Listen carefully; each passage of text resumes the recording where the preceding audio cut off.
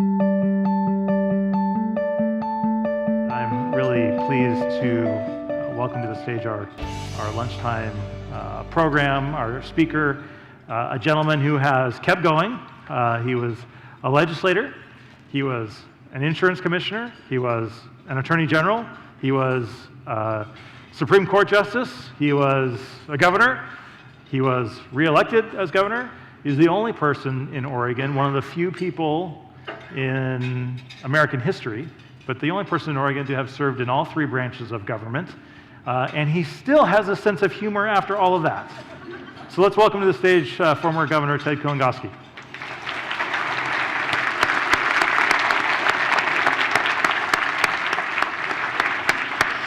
Thank you. And now he's a professor, right, or an instructor or teacher, or whatever they call you at Portland State, and a general do-gooder about town. Looking for work. So thank you for joining us. I appreciate it. Thank you very much, and, DJ. You know, when we invite folks, sometimes they'll say, like, well, what are we going to talk about? And I say, oh, just trust me. And you have done that. Not everyone does. I also want to just make a comment, because this is as an aside. I was asked by a couple of folks about Representative Newt Buehler, who spoke earlier today, and his candidacy for governor. As we develop these agendas, we try to endeavor to have as much of a multi-partisan, open forum, a convening for thoughtful voices from across the spectrum of healthcare and health policy. We did invite Governor Brown. She was unavailable. We did invite her last year. She was unavailable. And that is not a reflection on us or you. It's a reflection on the fact that governors are busy. And so I just want you all to know that I'm thrilled that we've got a Democratic governor up on stage, and we have another one, of course, later this afternoon. So with that said, Governor Kulongowski, tell me, you're an institutionalist, as we've talked about, a believer in the institutions that hold our Republican democracy together. How do you feel institutions are faring today in Oregon and American politics? I think right now, and I think the institutions are a reflection of the citizens of this country. I think that though they should be much more stable and certain, political people can change the course of institutions very easily by policy decisions they make. But I think the risk I think we have as Americans is that our politics invade the institutional part of our government, and that is going to be a very bad situation long term for us. You know, just if you do not follow this idea of how important institutional government is, I just read a report that was on what happened with the Arab Spring. And the general consensus is now, is though there was all this enthusiasm and thousands of people were in streets across the country of the Middle East, the reason it didn't take hold was because there were no institutions in the governments when they removed the dictator. Because dictators do not like to have institutions, because that's where the change comes. And that's when you go out the door, because they hold the country, the system together. And so it's very, very important. And I have to tell you right now, at the federal level, I think we're not keeping our eye on the ball, because the president is being very successful in one way. He is changing institutional government, whether it's education, healthcare, on the administrative side, not the congressional side. And you can be just as effective that way as you can by getting something through Congress.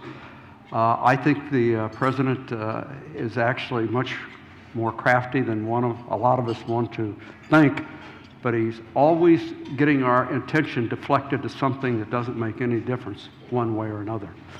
Let me ask about this institutional question differently. I think that there are a lot of folks talking about the damage to institutions across the board from this president. I think that is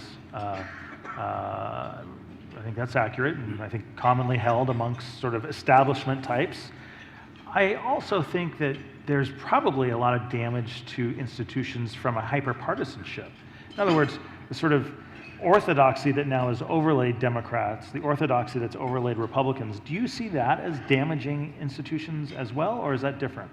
I think the elected officials can bring politics, as I said earlier, into the institutional process. And look, the reason why institutions are so important to us, it is the stability, it is the certainty of our relationship with our government, our elected government. And when the elected people use the institutional pieces to actually further their political goals, it sends you down the wrong path. And the truth is that, you know, looking at it a little bit broader, and I think most of you recognize this as much as I do, in turning around and watching what's happening in the country, the last election, the last campaign.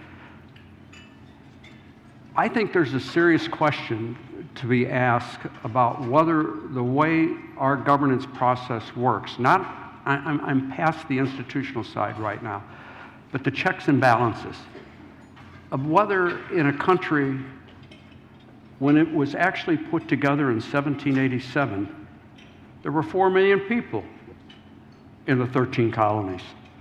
There were about 1 million African American slaves.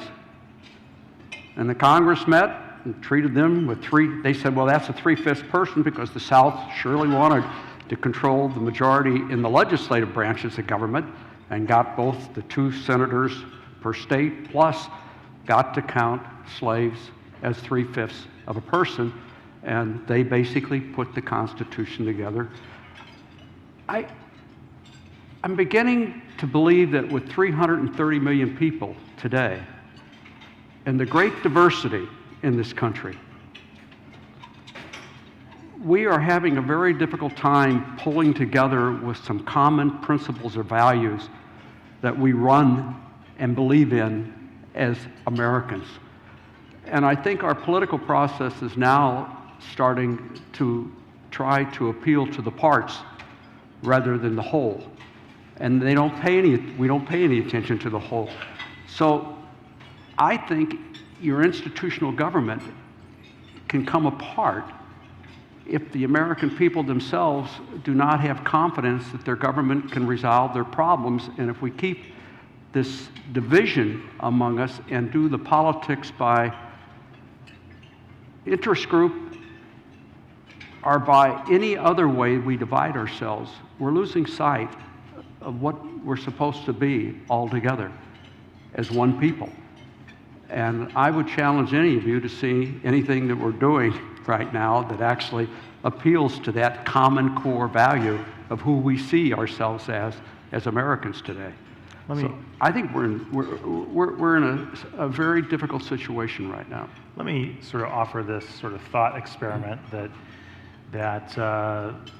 I'd ask you to sort of reflect on and respond to.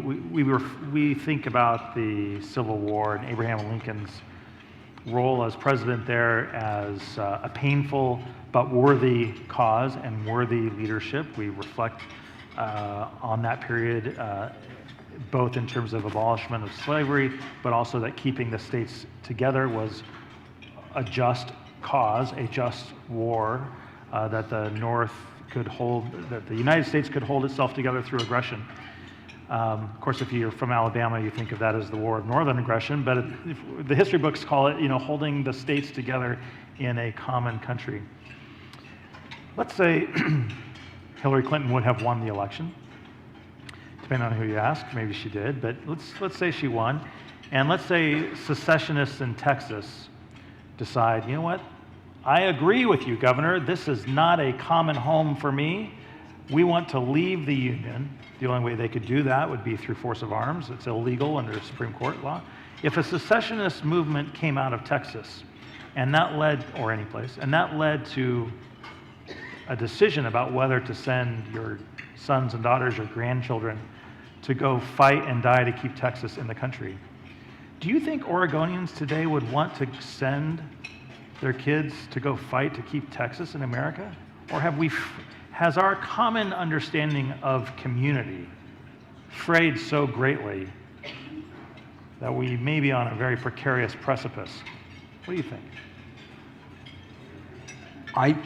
I do not think that the organizational structure of America would ever provide for a situation of succession today at all. This is not Spain. It has a different type constitution in which I think was 17 or 19 independent provinces in Spain, and that's why Catalonia is trying to pull away. They all could do that, but you can't do that here in America. But let me suggest something to you. For a long time, I thought that what was really bothering most Americans was this issue of income inequality. And you know it, and you hear it, and they talk about it all the time. But the more that I watch and read about what is going on, there's another issue, and we're having difficulty talking about it. And it's around culture and around values. And you raise the issue of race and slavery, and that's at the heart of it. Look, African Americans have been in this country for over 400 years. I mean, my grandparents didn't come here until 1920 from Poland didn't speak any English. This issue, after 400 years of equality, we still haven't come to grips with it yet. I mean, we talk about it a lot, but we've not done the framework of actually trying to bring us all together. And I think the issue of culture in this country is as equally important to try to address as the income inequality issue. Because I don't think you can resolve the first one, income inequality, unless you deal with the cultural and the other issues that are dividing us. Look, whatever your position is, Roe v. Wade was in 1973. How many years are we going to go? I mean, I figure that I'm going to go through my adult life listening to this debate. When is enough ever enough, and get closure on this? It doesn't mean everybody has to agree, but there has to be some common ground where we all move forward. And I think what's happening, whether it's race, whether it's gender, whether it's immigration, whether it's equality for gays, lesbians, unless we can find some way that we can actually get on the same stage together and truly mean it, that we're all Americans and these are our values and this is what we believe, I don't think we're going to resolve for a long time the issue of income inequality, because the people who want their share are in that group. And they say, give me a chance. America has become the most economically immobile country in the OECD. We are among the most geographically immobile societies now, culturally. Oregon is a perfect reflection of that. Kids that grow up in Coos Bay, they don't always get a chance to move to Portland where there might be jobs, and there are not enough jobs down in places like Coos Bay. Whose job is it in Oregon to help facilitate that cultural and economic connectedness that will allow for greater opportunity? One thing that I've learned over the 40-some years in government, even though when you got the office, you always like top-down management because you're the one that gets to tell people, this is what I want you to do. The reality of it is that most significant change comes from bottom up. And you've got to, and it's tough for Americans because we're very hierarchical in our views, both of our businesses, our lives, moms and dads, it's all top down. And trying to get people to understand, why don't we come together? And in answer to your question, I think the biggest change in this country is going to come from the bottom up. And I think that there's a view that the governmental process right now cannot facilitate the change that's necessary in this country and going to be done in your neighborhoods and in your communities where you live. That's where the change is going to come. So you asked me if you're looking for the person to come in on the and lead us in this. I don't think that's going to happen today. I think that it's going to come from the bottom up, and it's going to be many people standing up and saying this is why we have to change. At dinner last night, I said that most of the things that a legislature does, and I'll use Oregon because that's my experience, 98% of the things the legislature does is transactional. It's things that are already there and we're changing it or something. It's just making the process work. Very seldom is there a transformational change that changes the way we live and gives us hope for the future. And actually, there's two things going on. One is in government, and it is the devolution of legislative authority to the executive branch of government. And that is just, I mean, if you ever, the class example of it is the War Powers Act. Congress is no longer involved in the decisions about to commit troops to foreign soil. That's done by the president and the inside structure of the White House and the State Department, but the State Department plays a lesser and lesser role. And Congress is only left with the issue of appropriation of that adventure. And how many of them are going to stand up collectively and say, once the president has deployed them and they're on the ground and they're under fire, and the question is, who's going to appropriate the money? Vote no on appropriating money for the troops. No one. Very seldom, no one. And I think that issue of devolution, of just that as an example, is what's happening in other branches of government. And that's why you now see, I look around the room, you and I grew up, when we were taking government in high school and college, no one ever told us about executive orders or signing statements. I didn't know what you were talking about.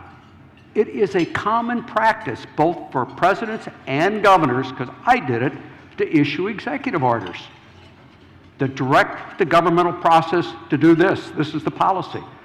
And President George W. Bush was the champion on the signing statements. Even though Congress would pass a bill that says the sky is blue, he would issue a letter and sign the bill and said, I want you to know that every one of the governmental agencies, and it will be the policy of this administration, that the sky is green.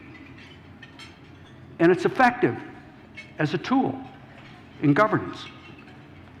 But now you want to ask me is, why is that devolution occurring? I think it's part of globalization. I think I do not think Congress can react in the time frame that is necessary most of the time, particularly on foreign affairs. And so there's just a natural inclination to let the president, the executive branch of government, do all of this. But it undercuts the power of the legislative process because it was set up with these checks and balances, and the checks and balances aren't working. Let me ask you about And that's exactly what's happening in state government as well as the federal government. This devolution of policy making and decision making to the executive branch, and the legislature is just in the budgetary process right now. Let me ask you about your role as governor on this healthcare issue. John Kitzhaber gets a lot of credit for sort of championing the CCO model and drawing down $1.9 billion in funds and an 1115 waiver. But that process, the stakeholder process, the community connectivity, that really started during your administration, for which you don't get enough credit in my view, which is you started early bringing everybody together, didn't know where they were going necessarily or what the final outcome would ultimately be, knew where they were going, just didn't know how it would evolve. How did that take shape? How did that come together? What were those days in 2007, 2008, 2009 like when your administration was convening stakeholders across the spectrum of healthcare? You just have to look at the environment I was in. 07, 09 was the Great Recession. The legislature we were losing money. The deficit wasn't meeting continuing service level. It's a technical term in the budgeting process, we were actually having less money in the general fund because of the downturn. And I was looking at everything possible that I could do to keep getting people involved and get decisions made. I'll tell you, one of the things I did, you want to know why Oregon got being probably the greatest recipient on a per capita basis of food stamps of any state in the country? Because after President Obama started the program of actually providing money for these federal programs because of the recession, and the southern states, a lot of them refused to take the money, I had our congressional delegation contact the administration, says, you ever thought about giving it back to those who want it? And I won, because we got all this money that no one else wanted to use. And so it was, I thought it was, and it wasn't, I wish I could tell you, I went to bed one night and thought this up. It was a group of people who I brought together, said, why don't you try? Why don't you just call? Because they said, we can expand the program. And I think, so that was the reason why I started polling people, was because of the situation we were in. But, you know, on health care, I don't know how many of you know, but you know what I was telling you about this devolution of legislative authority? Tom McCall is an icon in Oregon, and I want you to know that every person who becomes governor always believes that's who I want to be. You do. You go to bed at night and say, God, am I going to be like Tom? And the reality of it is that most of the things that we associate with Governor McCall, the beach bill, the bottle bill, the land use planning, Senate Bill 100, I can go down the line, were all legislative enactments. The legislature created those, and they did it in the interim process between sessions. The last major transformational change that's occurred in Oregon, in my opinion, was Governor Kitzhaber's Oregon Health Plan. In the early 90s. In the early 90s. And he was the president of the Senate at that time.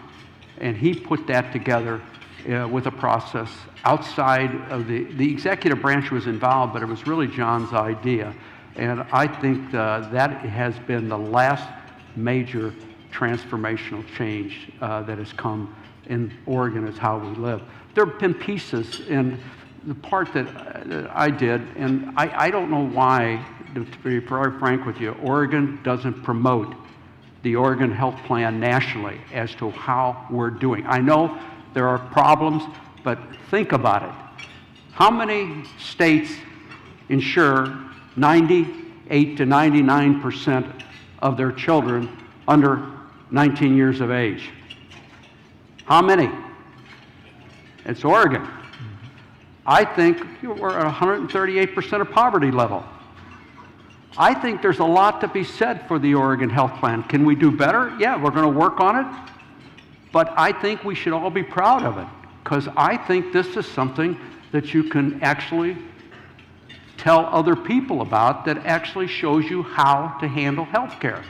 We have our own problems. And I'll let you know what happens on January 23rd. What's going to happen on January 23rd when voters go to the poll and vote on whether to rescind the premium and provider taxes that the legislature funded or passed to fund Medicaid? You think that's going to pass, or you think that it will fail? You know, I think it's going to fail. I don't think they're going to do it. You have to understand, yes means you keep the law in place, no means take it away. And so I think that it will fail. And with this caveat, you know, I listen to the debate like you do about universal coverage and single payer, and I'm always amazed at how the press writes that these are both the same thing, and there's two different concepts, at least in my opinion. But I'm always thinking that the problem with the single payer system, which, by the way, I think is going to get a lot of momentum in the country. There's going to be a lot of talk, and there are going to be a lot of elections won and lost in primary elections around this issue. But it has three core issues in it that I just think are interesting. And one, the government. You want the government to run your health care system. Well, you could say, well, they're already doing it with Medicare and Medicaid and the Affordable Care Act and all these other things, but this is a little different. It is a government-run program. Second is how much money is it going to cost?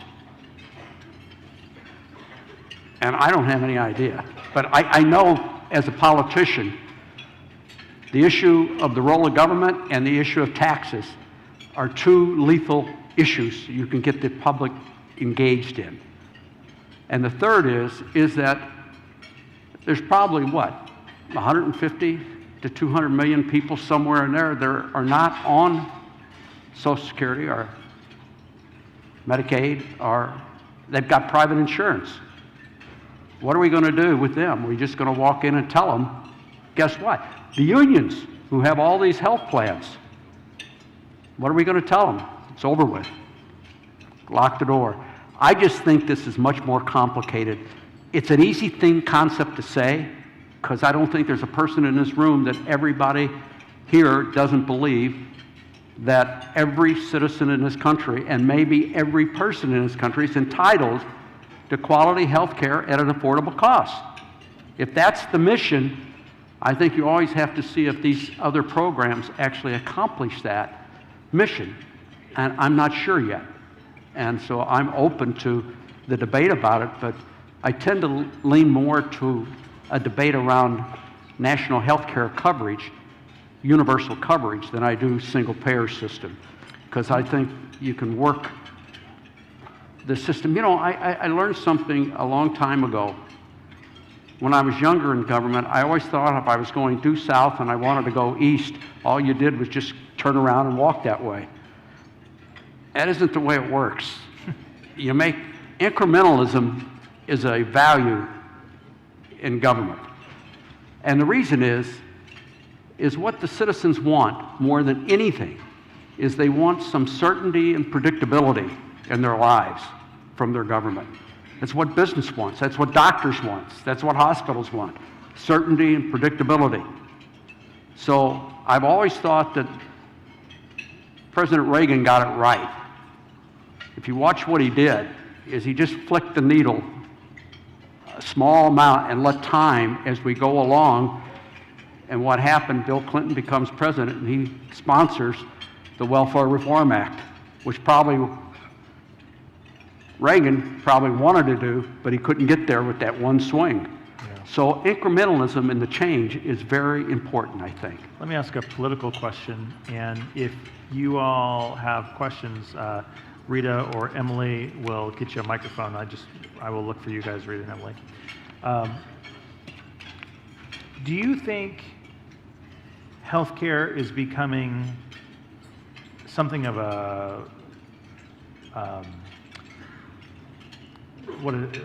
something of a litmus test, maybe single payer, something of a litmus test for Democratic primary politics, like women's reproductive health care, like the Second Amendment is on the right? In other words, will Democrats running particularly in the next presidential primary, do you believe that in order to get elected, that through the nomination process at least, that they will have to have some sort of narrative around healthcare that may include universal coverage? I can't see the 2020, but if the election were this coming year, I would say absolutely. I mean, it is going to become a litmus test within the Democratic Party. Yeah. Single-payer system, and I think it's going to be divisive, and I'm not sure that that's the right policy choice. But I think that that's what the public. It's easy to say. It's so simple to say. It's very hard to put down in paper and do it at an affordable price. But we're not there because they're not talking about that, and they won't talk about it in those terms. Now, I know Senator Sanders has already got a plan out, and I saw that Representative Conyers in the House has reintroduced a bill that's been introduced the last 7 or 10 sessions. It just tells you, and they've got a number of signatures on it, and it tells you the political process within the Democratic Party is moving in that direction of a single payer. how much traction it's going to get in reality, I think, is a different question. And I think, you know, my view is that on healthcare, I think it's important, and this is an audience where it may be the #1 issue for you. I'm a labor lawyer. I represented unions and in my professional life. To me, as a Democrat, I would much rather we talk about, along with health care, put it on equal footing with, I actually think you should have subsidized daycare, affordable daycare. I think you should have paid maternity leave. I mean, all the other countries in the Western world do it. There are other issues that can occupy the same platform, but we're not talking about anything but one issue right now. And I think that is not good for the Democratic Party. I don't think that's good for America. And I think there's much more to this than just one single issue, which we seem to be rallying around right now. And you know that gubernatorial terms are fleeting, meaning you're there, next thing you know, you're done, and it happens in an instant. Do you think Governor Brown should be more ambitious in some of her policy proposals, reflecting some of these things that you're discussing? You know, it's easy for me to sit here today and say yes. And I'm quite sure John, we would have asked him that in 2004, he would have said the same thing. Yes, he should. The truth is that I think the governor has done, and this is remarkably well, in that she never thought she would be the governor. Come on. 2014, you wake up, you're the governor. It's not been planned. You haven't run a campaign. You don't think it's in the vision, your vision, and she's there. It takes you a while to get your feet on the ground. And I think she has to run an election, a statewide election. And she's never had the chance to actually do what I did. I ran 2 years before for the seat. And that's what every governor does. You run 2 years and you tell the public what you're going to do. She never got a chance to do it.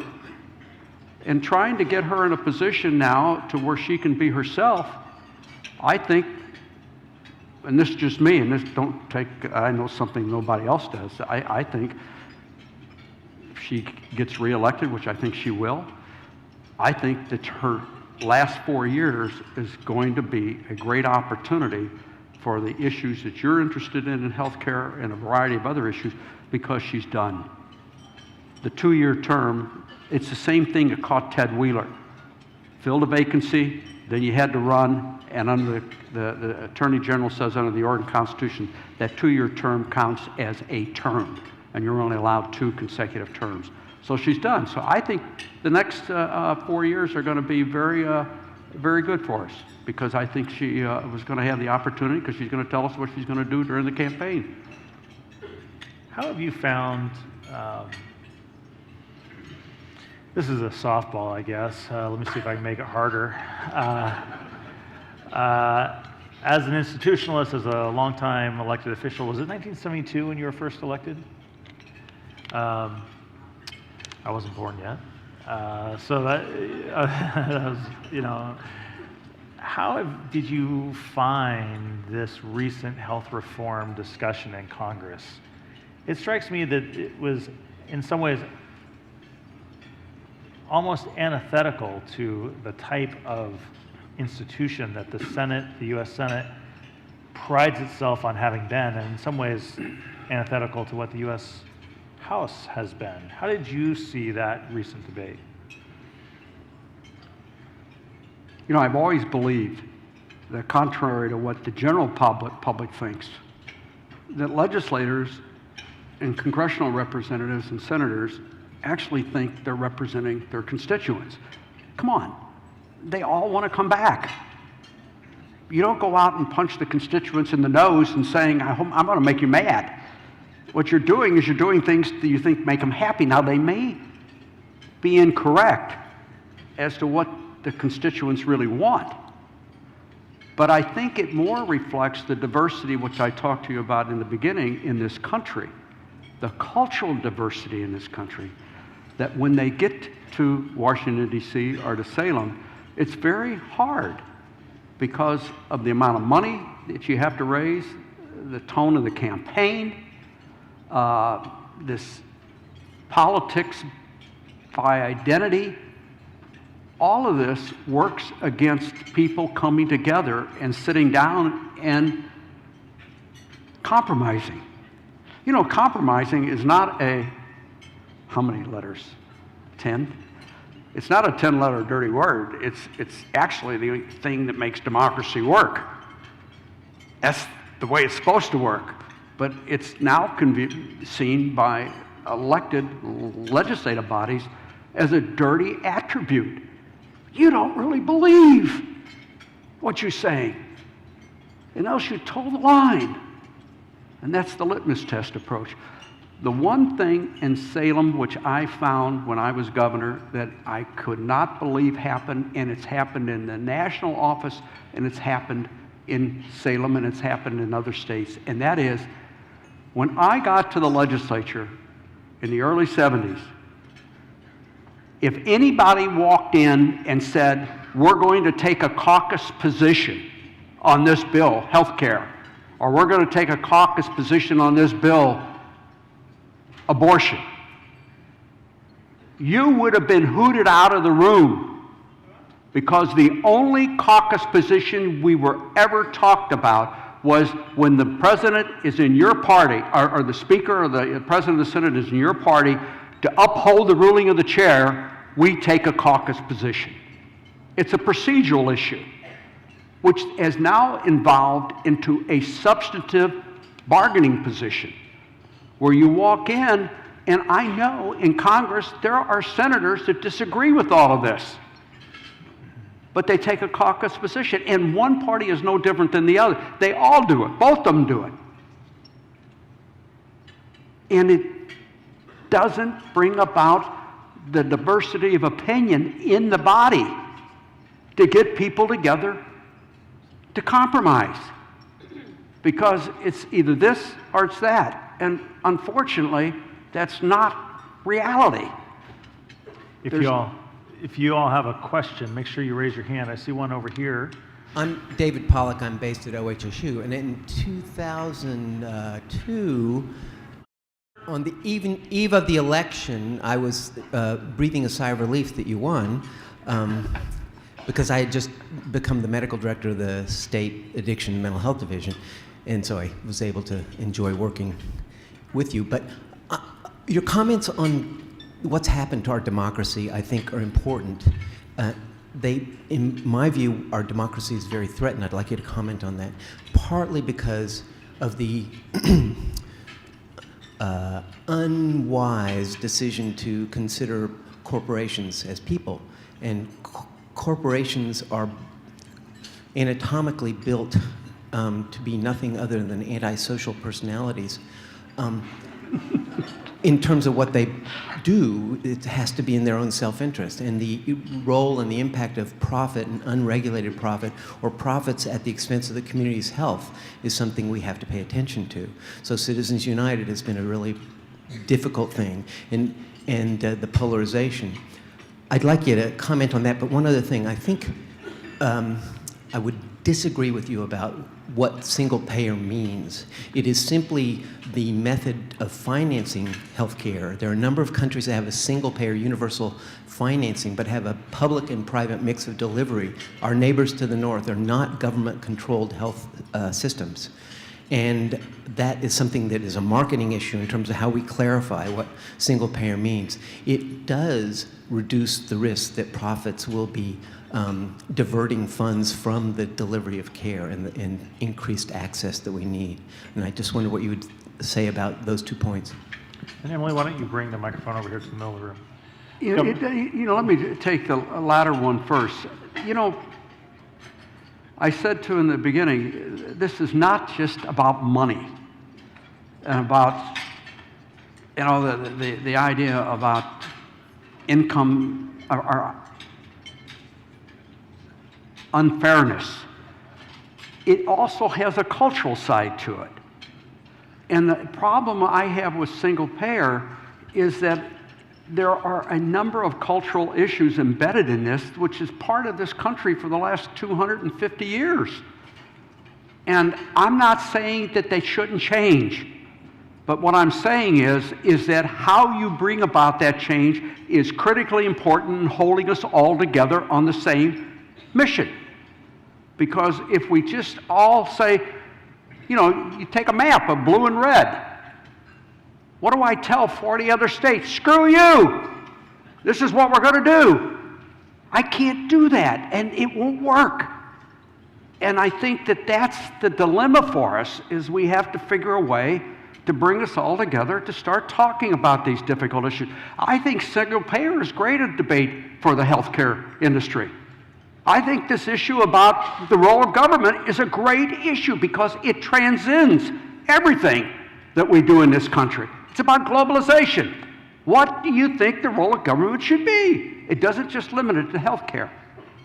The second is taxes. For God's sake, I can tell you one thing about Oregonians. We're the most aspirational people in the world. We want the best schools. We want the greenest environment. We want climate change resolved. We want the best health care for everybody. But don't ask me to pay for it. That's the truth. So I think it's bottom up, getting people together. The issue is much broader about government and about where we're going and the dangers to democracy.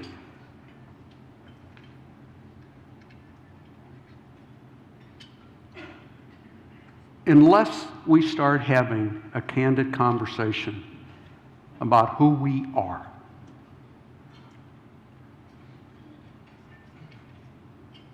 I don't think we're ever going to get the critical mass that we need to address the more serious problems of this country. I personally think that climate change is a major, major issue for this country. Now, we're deflected into a lot of other issues that actually, I mean, I have to tell you, and I hope that you're not all NFL fans, but how this issue of whether you stand or kneel at a football playing the anthem, who cares? Just play. But I get the president tweeting, and then movie stars tweet, and all of a sudden the press and the New York Times, I hold them accountable for this chasing the rabbit down the hole that doesn't take you anyplace. And it doesn't do any good to spend all that time and energy fighting about it. I would rather fight about the things that are important in this country. And that's what we need to get back to. Let's take two more questions. Dino, then Kevin. My name is Dino Ramsey, and I'm with a small company called Patient Direct Care. One of the things that you said was that everyone in this country is entitled to health care at a reasonable cost. I don't think that intellectually I have a problem with that, but I know that a lot of people do, and that's probably related to the cultural divide that you're talking about. The dog whistles that somebody there heard that somebody, you know, is entitled to something that maybe they didn't work for, or, you know, the other side. I don't know if we're ever going to get to a position where a majority of people in the country buy into the Democrats' vision of healthcare or the Republicans' vision of healthcare to the extent that it exists. But the dog whistles are still there. So entitled versus deserved. I mean, we deserve something, maybe not everything, but I'm not really sure how you would approach it to maybe diffuse the dog whistles and get people to stop reacting to that little buzzword that sets them off in a direction that is really a straw man. You know, it's probably a good debate in itself, the issue of entitlement. And because entitlement means that there's some status that we owe somebody something because they're entitled to it. And I think it's how you see us as a people, the citizens of this country. And I think that that's the issue, and I believe health care is an entitlement that people have affordable health care, quality health care. You know, trying to, with my children, and they're all older, but trying to have them understand that what they're seeing in America and government is not the way it's supposed to be. But it's amazing to me how they think that's the way it's always been. And I says, no, it isn't. It hasn't been like that. And I think that you raised this issue. I think money, I think Citizens United, all of these things like this have had a tremendous impact on our political process, but one thing that I think is going to be our death knell unless somebody comes to figure it out is social media. And the reason I say that is social media only has two pieces. There's engagement. You know, I put something out that is, in the press they used to always say, when it bleeds, it leads. But it's how do you get somebody to read this, get passionate about it, and the second piece after engagement is sharing. You know why that's important, the sharing? That's the financial system of social media. Because an advertiser not only gets to have the people who are in the initial engagement, but when those, let's say there's 100 people engaged in it, but when those 100 people walk off and then push it out 10 more, you're up to 1,000 people who now have seen the ad. And so there's an incentive to keep this going the way it is. There's no disincentive. And I don't care what Yahoo or Google or all these guys say, we're going to monitor this. They're not going to monitor it. They'll be cutting off their necks. It's their money stream, their revenue stream. But unless there's something done about that, I grew up believing that information is powerful. Ideas are powerful. I thought more information made us smarter, more deliberative. We would all be better for it. We would be more kind and gentle. Are you kidding me? Boy, did I miss this one. This is tough business. And in answer to you, until, you know, when we chase all of this stuff, until we as people figure this out, I don't think there's a solution from government for this. It's us. Kevin, last question. Hi, Kevin Fitz, Oregon Mental Health Consumer Association. Just want to preface saying I voted, talking about polarization, I voted for, I think during one election I voted for you for governor because I agreed with your pragmatic sort of Senator Road approach. And I also voted for Senator Gordon Smith, a Republican at the time, because I appreciated some of his sentiments about the Iraq War. Fast forward now to 2016, 2017, one of our federal representatives, Greg Walden, was moving to cut Medicaid to a huge amount of Oregonians. We in the patient, I'm the executive director of the Oregon Mental Health Consumer Association, so we're connected to patients all over the state. We have been talking to an awful lot of folks that are in his district that were alarmed that as Republicans, they voted for him, but he was going to be moving to take away their Medicaid services, and they could not understand it, but they couldn't stomach the idea of voting for somebody on the other side of the aisle. How do we get past that sort of definitive polarity of left, right, my guy, your guy, even though the other guy might be supportive of entitlements or processes that you're in favor of? I want to be very upfront with you. I am very good friends with Greg Walden. I happen to like him. And I've worked with him and served with him. Now I'm going to tell you, what I told you about this caucus position, there's another piece to that. And I'm sure that Greg probably goes home at night wondering this. We haven't talked about it. He's probably the third ranking Republican in the House, third or fourth. Once you get into the leadership of these positions, you're not just representing you. You're representing the caucus. And what Greg is doing is he's representing his caucus. He won't be there if he isn't. They make him popular, you know, whoever gets the most votes is I forget what his title is. But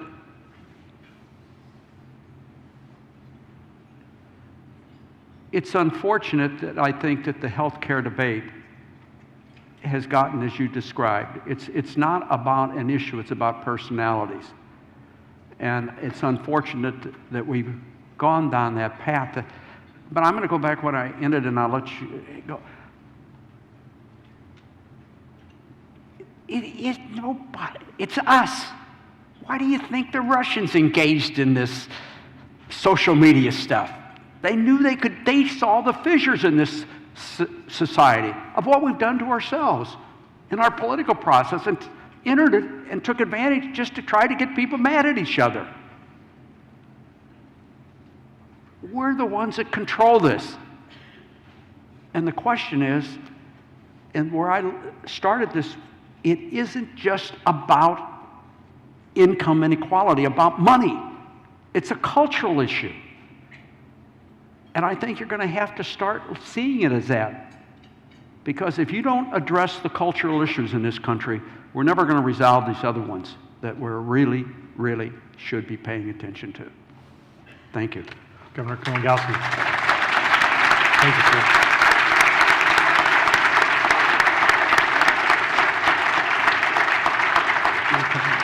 You know, one of the reasons we wanted to have you with us today, and the convening panel had suggested your participation, is because you are, I think, well regarded as somebody who is thinking about our institutions, who's thinking about our democracy, is somebody thinking about these systems and how they all work together, and you didn't disappoint, so thank you, sir. I appreciate it. I'm going to end with a story. Good news and bad It news. can only take 1 minute. 1 minute. Or you're going to get impeached. The Pope was saying, I got this lesson from Ronald Reagan watching him. The Pope was saying Mass in the Basilica on Sunday morning. And as he came off and came back to the sacristy, there was a cardinal, his aide was there, and he says, Your Eminence, he says, while you were saying Mass, he said, God called. And the Pope looked and he says, God called? What did he say? And he says, well, he had some good news and bad news. And the Pope said, well, what is the good news? And he says, God wanted me to tell you that this division among religions, Catholics and Protestants, Jews and Muslims, all around the world, it's over with. As stated in the New Testament in John, there will be one shepherd and one flock. And the Pope had his big smile on his face. He says, well, what's the bad news? He says, the call came from Salt Lake City. Always worry where the call came from.